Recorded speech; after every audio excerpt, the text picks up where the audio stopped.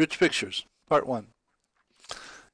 A rich picture is simply a relationship diagram of a number of entities and the relations between them. And the nice thing about rich pictures is that there's really no rules for creating them. The bad thing about rich pictures is that there are essentially no rules for creating them, which means that often after you create a rich picture, when you give it to someone else, you sort of have to explain to them the conventions you used so that they understand how to interpret it. Now within Insight Maker, typically one creates rich pictures using the picture element and the text element and links to connect them together. Now you can put a picture element on the canvas by selecting it and coming over here and clicking. And then once you do it, you can put in a label for it. It does not have to have a label, and it has a default picture assigned to it. Now, part of the reason that this video is being re-recorded is because all of the image overlay stuff used to be over here on the parameters panel, and it's since been moved up to the tools area. So once you create a picture, you can change the image in a number of ways. There are a set of built-in images that you can use, though realizing that there are an endless array of images that one might want to use. But if you find something on this list, you can simply click and select it, and you can resize the element as you wish. There's a way to go ahead and assign any image that you can find to the picture element. If you go to the web browser, and I'm using Chrome, and I simply type in stuff, I don't know what stuff is, and then I tell it that I want images for stuff. Oh, that's interesting stuff. Here, the story of stuff. I don't want to right click and pick up copy this image URL, because if you look at it, what it is a pretty ugly looking URL. So what it's best to do is to go ahead and click on it so that the web browser opens it, and then you tell it that you want to view the image. And when you finally get to a point of seeing a reasonable URL for an image in the I don't know, what do you call this? Where the URL goes, you can select it and copy it, and you can then go back to your picture and go here and say you want custom image, and you type this in, and lo and behold, you have whatever image that you wanted for that particular element. And because this is the story of stuff, you probably don't even need the label on it, so you can come over here and delete it. So you can, I said, click on the picture element and drop it on the canvas, or you can just right click and tell it that you want a picture. And once you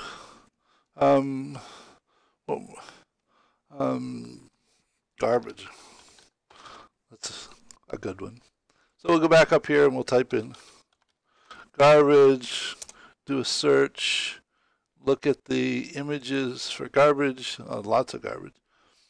Click on it to select it, tell it to view the image, and it's also another reasonable URL. So I'll click on it, come back here and select custom image and type this in. So I now have a picture of garbage.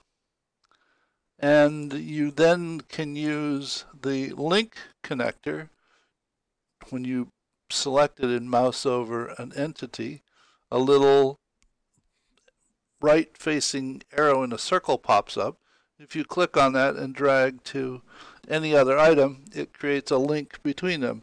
Now the links, you can style it as you wish. You can come up here and you can change it from solid to dashed and change the widths and have different pointers on the ends of it if you wish. I mean, it's spending an over amount of time with cosmetics probably doesn't buy you much.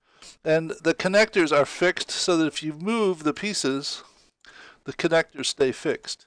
And you can select the connector and you can move it from one item to another so that you don't actually have to redraw them. Okay? And if you happened to want to have something other than a straight connector, because of the package that Insight Maker is developed with, you don't have the option of actually doing curved lines, but what you can do is once you select it, you can hold down the shift key and click on it, and it'll put little handles on it, and you can then move the segments of the line as you wish. And I've come to realize that a multi-segmented line is actually more versatile than a curved line, because I can run it all over any place that I want to. And in addition, links by default are always called link, and if the label on the link is link, it won't display. But if you call it anything else other than link, it will actually show up on the canvas, and you can select it and move it around.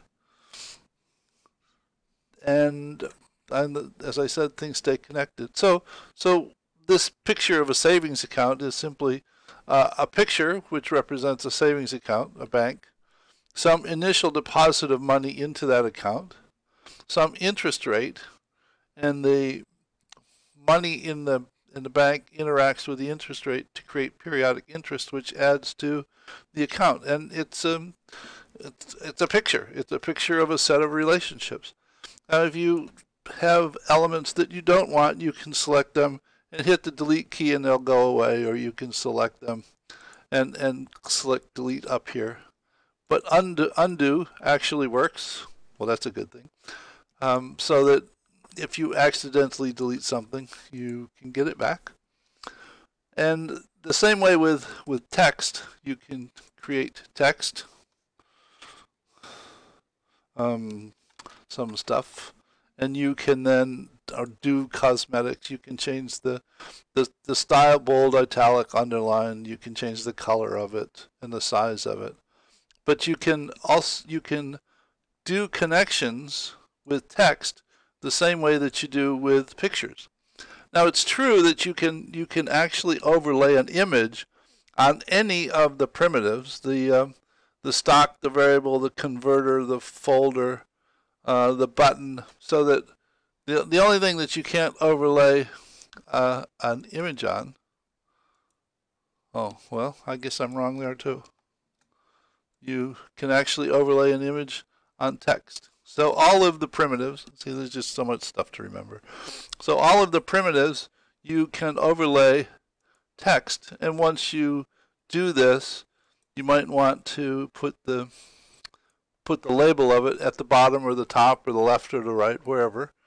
So you create a set of entities on the diagram, and you connect them in a manner that depicts the relationship that you're developing with these elements, and you end up with a rich picture. And the nice thing about being in a web-based environment is that once you've finished your rich picture, if you want to share it with someone, all you have to do is copy the URL and send it to them, and they can look at it. And when they open it, they don't get to make changes to it. They simply get to look at it. Though anybody or any model that you can look at in Insight Maker, whether it's a rich picture, a causal loop diagram, or a simulation model, all you have to do is come up here and do Clone Insight, and you can create a copy of whatever it is that you are looking at that belongs to you, and you can do anything that you like with it. So there's an initial introduction to creating rich pictures, and this video is getting a little long. I'll go ahead and add some additional pieces in part 2. See you there. Bye.